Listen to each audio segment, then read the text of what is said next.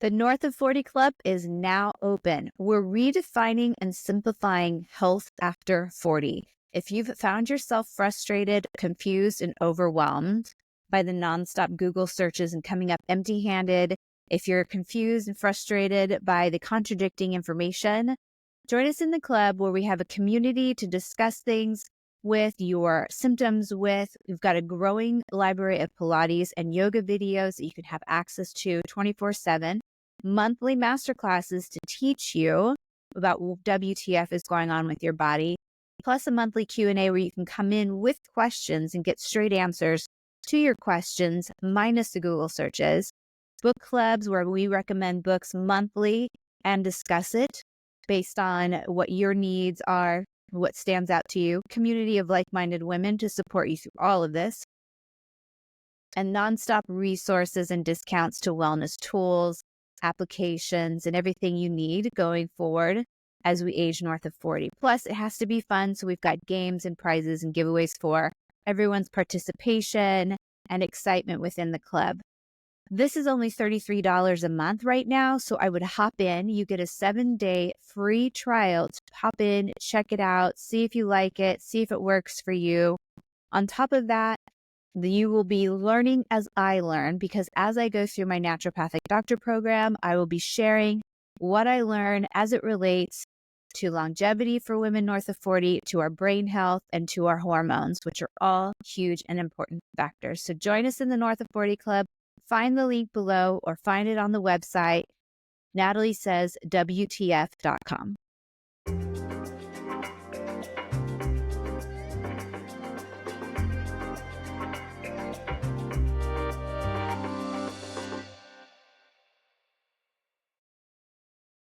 Hello and welcome to another episode of WTF Happened to My Body. I am your host, Natalie Garay. Thank you for joining me for the final episode in this series covering the topics and subjects in my upcoming book. If you are listening to this after January 28th, 2020, you can find my book available on all online platforms, major online platforms. If you're listening to it before, go to my website, sign up for the pre-sale, and for those of you who pre-sale the book, get a special gift. So, not to say that those who don't buy the book don't get a special gift, because there are definitely gifts available. So in this episode, I hope you've listened to all of them because they are in order and they are very, very important. And the last episode, the emotional body, is a new topic, new-ish. It isn't really discussed as much for women and rehabilitating after having kids, no matter how long ago that was. So this one is even less so. We're going to talk about the energetic body. So the energetic body is another one of the unseen parts of the body, and something that I learned about later on, probably after discovering the emotional body and having my crybaby moments in the yoga class. And I interchange these two because I do. So I talk about the energetics as chakras in the previous episode, and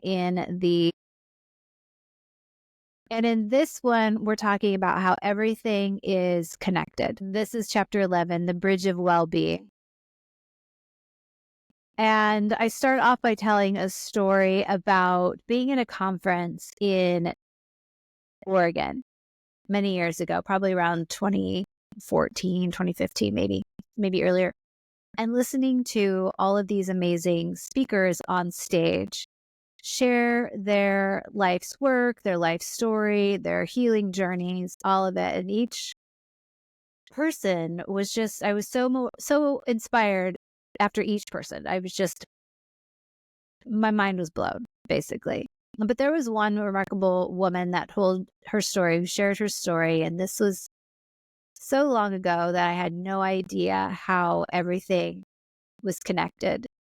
I had no idea. I didn't know as much about the body and women's health as I do now, and as I'm still learning. But this woman shared a story about being a CEO of an incredibly big company, and basically, working herself to the bone to the point where she got sick, physically sick, literally sick. And I'm forgetting exactly what it was, but something pretty serious along those lines of like, cancer or something. And I can't remember exactly what it was. But the part of the story that I remember was how she completely changed her life, the way she was living in order to combat this.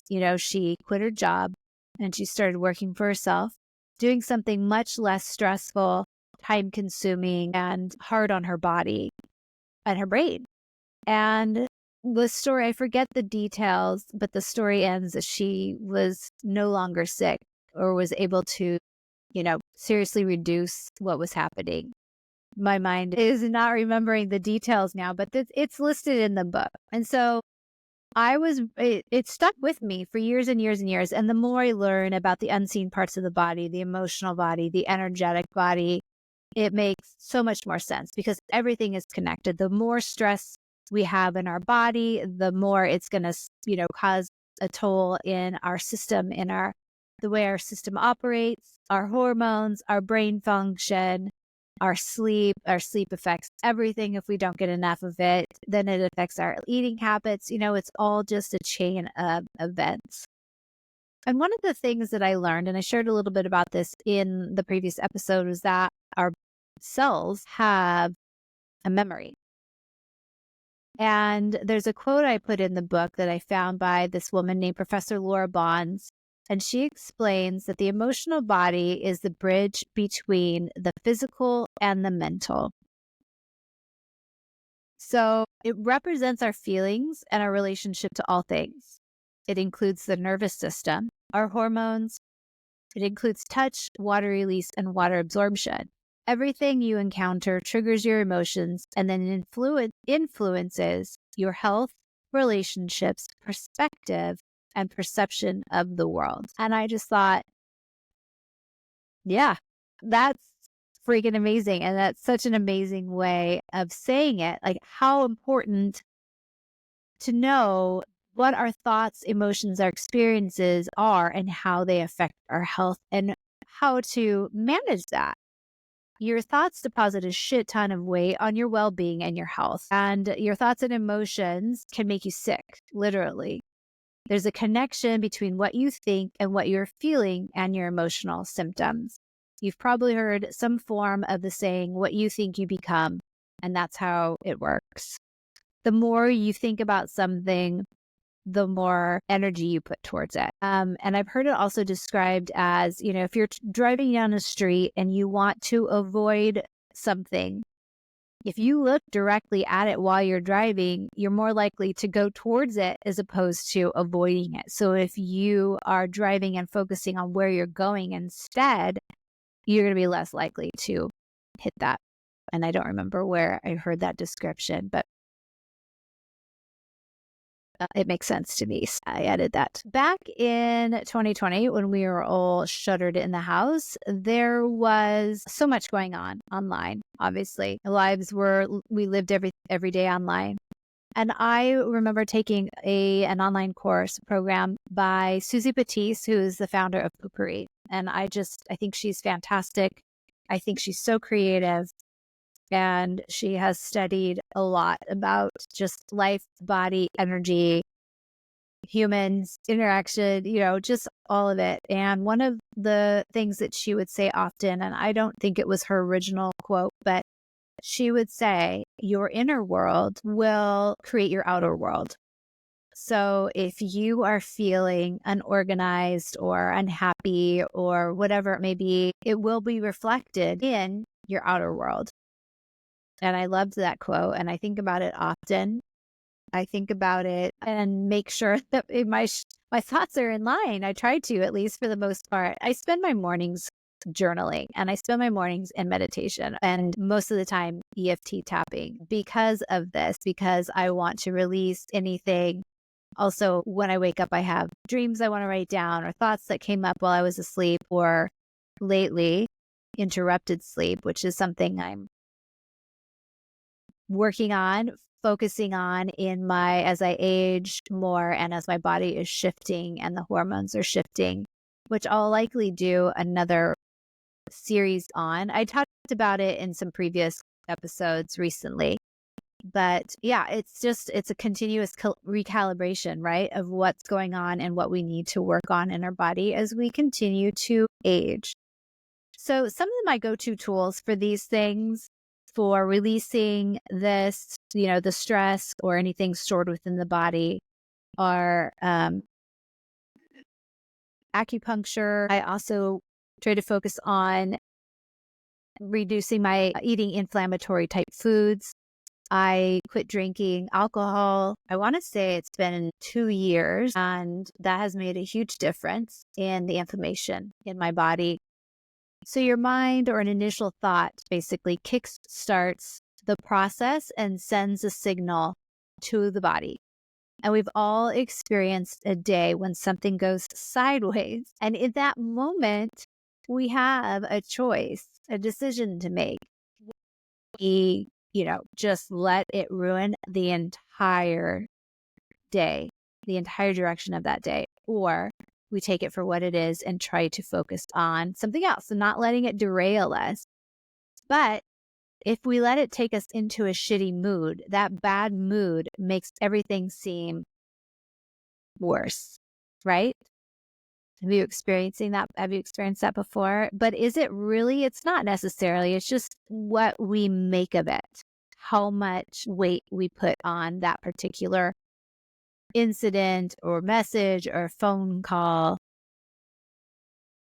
We have that choice to either let it be what it is or put extra meaning and weight to it. And that's if we allow it to ruin our day, it's a little bit more like a magnet drawing more shit towards us, because we are vibrational and we do vibrate at certain frequencies. Now, here's where you might get a little bit like, what the hell is she talking about? And in the book, I share this image, and I learned this as well when I took this course with Susie Batiste, was this vibration, this cone of vibration. And I have an image of it in the book, and it's available in a downloadable PDF for anyone who buys a book online or who buys the audiobook. And essentially, it's the shape of a cone with the point at the bottom, and it opens up to the top. And interestingly, the colors also align with the colors of the chakra from bottom to top to bottom. And these frequencies range. And what's interesting is, as I was going through my prerequisites for the naturopathic doctor program that I'll be entering in this fall, I was learning about frequencies and energy in my chemistry class and in my physics class. And I just thought it was amazing that this was all tying together and all coming together. And it's not, some woo BS. It's actually science. And what's interesting to even more so is that I actually am in sciences after having a BA in dance. So anyway, side note, but we vibrate at a frequency in hertz. And so if you think about the lowest feelings of like guilt, shame, I don't even know, guilt, shame, sadness, those are going to be obviously lower frequency vibrations, lower on the point of the cone. And then as you go up the cone and out, then you're going to have like joy, confidence, contentment. And then it all goes all the way up to enlightenment, I want to say, is probably the top and the highest part of the cone.